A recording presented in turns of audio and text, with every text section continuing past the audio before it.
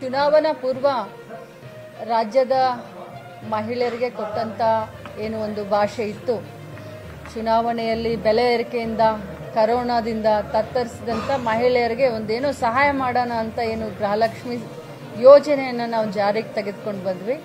ನಿರಂತರವಾಗಿ 21 ಕಂತು ಇಲ್ಲಿಯವರೆಗೆ 42,000 ರೂಪಾಯಿಯನ್ನು ನೇರವಾಗಿ ಯಾವುದೇ ಮಧ್ಯವರ್ತಿಗಳಿಲ್ಲದೆ ನೇರವಾಗಿ ಗೃಹಲಕ್ಷ್ಮಿಯರ ಅಕೌಂಟ್ಗೆ 1,24,00,000 ಮಹಿಳೆಯರಿಗೆ ಇಲ್ಲಿವರೆಗೆ ನಾವು ಕೊಟ್ಟಿದ್ದೀವಿ. 21 ತಿಂಗಳ ಕಂತನ್ನು, ಇನ್ನು 2 ತಿಂಗಳ ಕಂತನ್ನು ಬಾಕಿ ಇದೆ, ಅದನ್ನ ಕೂಡ ಆದಷ್ಟು ಶೀಘ್ರದಲ್ಲೇ ಹಾಕ್ತಾ ಇದ್ದೇವೆ.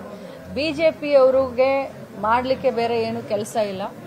ಈ ಗ್ಯಾರಂಟಿ ಯೋಜನೆಗಳನ್ನ ಮೇಲೆಯಿಂದ ಕೆಳಗಿನವರೆಗೂ ಟೀಕೆ ಮಾಡಿದಂಥ ಕರ್ನಾಟಕ ರಾಜ್ಯದ ಬಿಜೆಪಿ ಮುಖಂಡರಿಗೆ ಬಹಳಷ್ಟು ಮುಖಭಂಗವಾಗಿದೆ. ಯಾಕಂತಂದ್ರೆ ಕರ್ನಾಟಕದ ಗ್ಯಾರಂಟಿ ಯೋಜನೆಗಳನ್ನ ಇಡೀ ದೇಶದಲ್ಲಿ ಬಿಜೆಪಿ ಇವತ್ತು ಕಾಪಿ ಮಾಡ್ತಾ ಇದ್ದಾರೆ. ಕರ್ನಾಟಕ ಗ್ಯಾರಂಟಿಯನ್ನ ಮಾದರಿಯಾಗಿಟ್ಟುಕೊಂಡು ಮೋದಿ ಗ್ಯಾರಂಟಿ ಅಂತ ಹೇಳಿ ಮಹಾರಾಷ್ಟ್ರದಲ್ಲಿ ಅನೌನ್ಸ್ ಮಾಡಿದ್ರು ಲಾಡ್ಲಿ ಬೆಹನಾ ಅಂತ, ಮಧ್ಯಪ್ರದೇಶದಲ್ಲಿ ಮಾಜಿ ಬೆಹನಾ ಅಂತ ಮಾಡಿದ್ರು.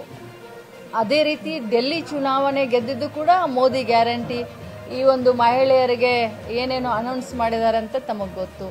ಬಿಹಾರದಲ್ಲೂ ಕೂಡ ಮುಂಬರುವಂತ ಚುನಾವಣೆಗೆ ಇಂಥ ಒಂದು ಕರ್ನಾಟಕ ಮಾದರಿಯ ಗ್ಯಾರಂಟಿಗಳನ್ನ ಮೋದಿ ಗ್ಯಾರಂಟಿ ಅಂತ ಮಾಡ್ತಾ ಇದ್ದಾರೆ. ಕರ್ನಾಟಕ ರಾಜ್ಯಕ್ಕೆ ಸಂಬಂಧಪಟ್ಟ ಹಾಗೆ ಬಿಜೆಪಿ ಮುಖಂಡರು ಈ ಯೋಜನೆಗಳನ್ನ ಟೀಕಿಸಿ ದೇಶದ ಬೇರೆ ಕಡೆ ಕರ್ನಾಟಕ ಮಾದರಿಯ ಗ್ಯಾರಂಟಿಗಳನ್ನ ಕಾಪಿ ಮಾಡ್ತಾ ಇರೋದು ನೋಡಿದ್ರೆ ನಿಜವಾಗ್ಲೂ ಅವ್ರಿಗೆ ಎಲ್ಲಿ ಏನ್ ಮಾತಾಡ್ಬೇಕು ಅನ್ನೋದು ಅವ್ರಿಗೆ ಗೊತ್ತಾಗ್ತಾ ಇಲ್ಲ ಪಾಪ ಬಿಜೆಪಿ ಅವ್ರಿಗೆ ಅಂತ ಅನ್ಸುತ್ತೆ.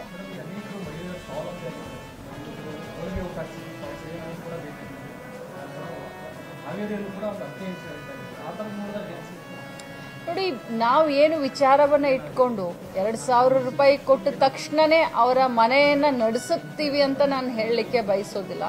ಬಟ್ ಆ 2,000 ರೂಪಾಯಿದಿಂದ ಏನೋ ಒಂದು ಸಣ್ಣ ಪುಟ್ಟ ಅವ್ರಿಗೆ ಲಾಭ ಆಗುತ್ತೆ ಅಂತ ನಮ್ಮ ಕಾನ್ಸೆಪ್ಟ್ ಇತ್ತು.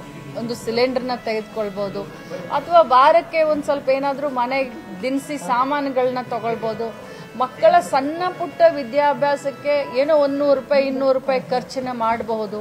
ಅಥವಾ BP ಶುಗರ್ ಇದ್ದಂತ ಮಹಿಳೆಯರಿಗೆ ಏನೋ ಒಂದು 500 ರೂಪಾಯಿ ಅವರ ಟ್ಯಾಬ್ಲೆಟ್ನ ತಗೊಳ್ಳಿಕ್ಕೆ ಆಗಬಹುದು. ಈ 2,000 ರೂಪಾಯಿಯಿಂದ ಕಂಪ್ಲೀಟ್ ಅನುಕೂಲ ಅಂತ ಹೇಳ್ತಾ ಇಲ್ಲ, ಬಟ್ ಶಕ್ತಿ ಯೋಜನೆ ಇರ್ಬೋದು, ಗೃಹಲಕ್ಷ್ಮಿ ಇರ್ಬೋದು, ನಮ್ಮ ನಿರಂತರ ಏನಿದು ನಮ್ಮ ಫ್ರೀ 200 ಯೂನಿಟ್ ನಮ್ಮ ವಿದ್ಯುತ್ ಇರಬಹುದು. ಸೊ ಇವನ್ನೆಲ್ಲ ನೋಡಿದಾಗ ಎಲ್ಲೋ ಮಹಿಳೆಯರಿಗೆ ಅನುಕೂಲ ಆಗುತ್ತೆ ಅಂತ ನಮ್ಮ ಅನಿಸಿಕೆ ಇತ್ತು. ಸೊ ನಮ್ಮ ಅನಿಸಿಕೆ ತಕ್ಕಂತೆ ಫಲ ಈಗ ನಾವು ನೋಡ್ತಾ ಇದ್ದೀವಿ. ಬಹಳಷ್ಟು ಮಹಿಳೆಯರು ಧನ್ಯತಾ ಭಾವನೆಯಿಂದ ನನಗೆ ಹೇಳ್ತಾರೆ, ಚಾಮರಾಜನಗರ ಜಿಲ್ಲೆಯಿಂದ ಇವತ್ತು ಬಳ್ಳಾರಿ ವರೆಗೂ ನಾನು ಎಲ್ಲೇ ಒಂದು ಗಾಡಿಯನ್ನ ನಿಲ್ಲಿಸಿದ್ರೆ 10 ಜನ ಮಹಿಳೆಯರು ನನ್ನ ಹತ್ರಕ್ಕೆ ಬಂದು ತಮಗೆ ಅನುಕೂಲ ಆಗಿರೋದನ್ನ ಹೇಳ್ತಾರೆ. ಸ್ವಂತ ನನ್ನ ಕ್ಷೇತ್ರದಲ್ಲಿ ಬೆಳಗಾವಿ ಗ್ರಾಮೀಣ ಕ್ಷೇತ್ರದಲ್ಲಿ ಸುಮಾರು 69,000 ಕುಟುಂಬಕ್ಕೆ ಗೃಹಲಕ್ಷ್ಮಿ ಹೋಗ್ತಾ ಇದೆ. ಸೊ 69,000 ಕುಟುಂಬಕ್ಕೆ ನಾನು ಗೃಹಲಕ್ಷ್ಮಿಯನ್ನು ಕಳಿಸ್ತಾ ಇದ್ದೀನಿ ಅಂತಂದ್ರೆ, ನಾನು ಹೋದಲ್ಲಿ ಬಂದಲ್ಲಿ ಕಾರ್ಯಕ್ರಮದಲ್ಲಿ ಕೇಳಿದಾಗ ನಿಮಗೆ ಮತವನ್ನು ಹಾಕಿ ನಮಗೆ ಇದಾಗ್ಲಿಲ್ಲ, ನ್ಯಾಯ ಸಿಕ್ಕಿದೆ ಅಂತ ನನ್ನ ಕ್ಷೇತ್ರದ ಮಹಿಳೆಯರು ಮಾತನಾಡ್ತಾರೆ. ಸೊ ಇದು 224 ಕ್ಷೇತ್ರದ ಕಥೆಯಾಗಿದೆ. ನನ್ನ ದಿನನಿತ್ಯದ ನನ್ನ ಸಂಪರ್ಕ ಇರೋದ್ರಿಂದ ನನ್ನ ಕ್ಷೇತ್ರದ ಉದಾಹರಣೆಯನ್ನು ಹೇಳ್ತಾ ಇದ್ದೀನಿ. ಇದು 224 ಕ್ಷೇತ್ರದ ಕತೆ ಸೇಮ್ ಆಗಿದೆ. ಮಹಿಳೆಯರು ಖುಷಿಯಾಗಿದ್ದಾರೆ. ಬಿಜೆಪಿಯವ್ರಿಗೆ ಮಾಡೋ ಕೆಲಸ ಇಲ್ಲ, ಅಪಾದನೆ ಮಾಡಲಿಕ್ಕೆ ಬೇರೆ ಕೆಲಸ ಇಲ್ಲ. ಸೊ ಈ ರೀತಿ ಮಾತಾಡ್ಕೊಂಡು ಹೋಗ್ತಾ ಇದ್ದಾರೆ.